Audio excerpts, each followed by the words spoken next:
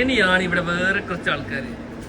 ഈ ഒരു സൈഡിൽ ഫുൾ ഇങ്ങനെ കോഴിയും മുയലിനും കൂടി ഇങ്ങനെ വിഹാരിക്കേണ്ട ഒരു കേന്ദ്രം തന്നെ ഉണ്ടാക്കി വെച്ചിട്ടുണ്ട്.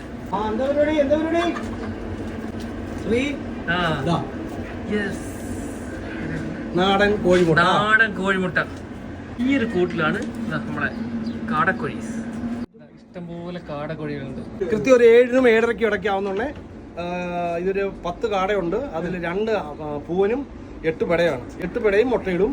കൃത്യം ഒരു 7-നും 7:30 വന്നു കഴിഞ്ഞാൽ 7 അല്ലെങ്കിൽ 8 മുട്ട കിട്ടിയിരിക്കും ഡെയിലി. ഫ്രിഡ്ജ് നിറഞ്ഞിരിക്കുകയാണ്, നിങ്ങൾക്ക് കൊണ്ടുപോകാം. കാടമുട്ട നാടൻമുട്ട ഒരു കമ്പനിയെ ശേഖരം തന്നെ ഇവിടെ ഒരുക്കിയിട്ടുണ്ട്. ഇതൊക്കെ ഇവിടുന്ന് കിട്ടിയ കാടമുട്ട കേട്ടോ, നാടൻമുട്ട. ഓരോ കാടക്കോഴിക്കും പേരിട്ടിട്ടുണ്ടോ? പേരൊക്കെ ഇട്ടിട്ടുണ്ട്. ഇത് കിങ്ങിണി. നമ്മുടെ വീടിന് ചുറ്റും ഫുള്ള് ഗാർഡനിങ്ങും ഫുള്ള് കൃഷിയും കാര്യങ്ങളും സെറ്റ് ചെയ്ത് വെച്ചിരിക്കുക. കൃഷ്ണ തുളസി, നാടൻ പയറ്, മേളിലേക്ക് കിഴന്നിറങ്ങി. കൊടമുല്ല പൂത്തൊക്കെ നോക്ക്. കൊടമില്ല പൂത്തൊക്കെ വേണ്ട. മല്ലി ഇത് ഇവിടെ ഉണ്ടായിരുന്നല്ലേ? പിന്നെ ഇപ്പൊ കഴിഞ്ഞ ആഴ്ച പറിച്ചതാ മല്ലി. അത് ജമന്തി.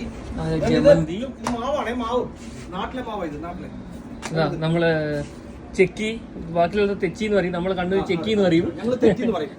ഇത് നാട്ടിലെ മൂവണ്ടം മാങ്ങ, മൂവണ്ടം മാവ്. നമ്മുടെ ഇവിടെ ബഹറിൽ അങ്ങനെ പിടിക്കാൻ ബുദ്ധിമുട്ടുള്ള കാന്താരി. കാന്താരി അങ്ങനെ മുളച്ചിട്ടുണ്ട്. അതേപോലെ ഇതാ മുരിങ്ങ ഇലയുണ്ട്. മുരിങ്ങ ഇതാ റെഡി ആയി കിടക്കാൻ. ഇത് റോസ്മേരി. നോക്ക്, ഇതാണ് റോസ്മേരി. ബിരിയാണിക്കകത്തും അറബിക് ഡിഷിലൊക്കെ ഇടുന്ന സാധനമാണ് റോസ്മേരി.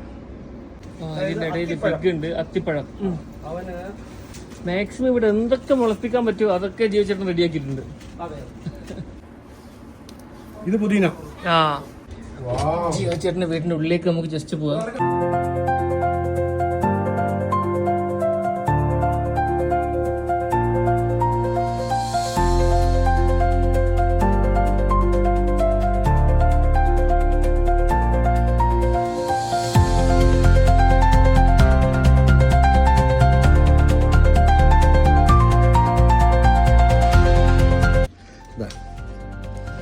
ചുണ്ണാമ്പ് പിന്നെ ചുണ്ണാമ്പ് പുകയില.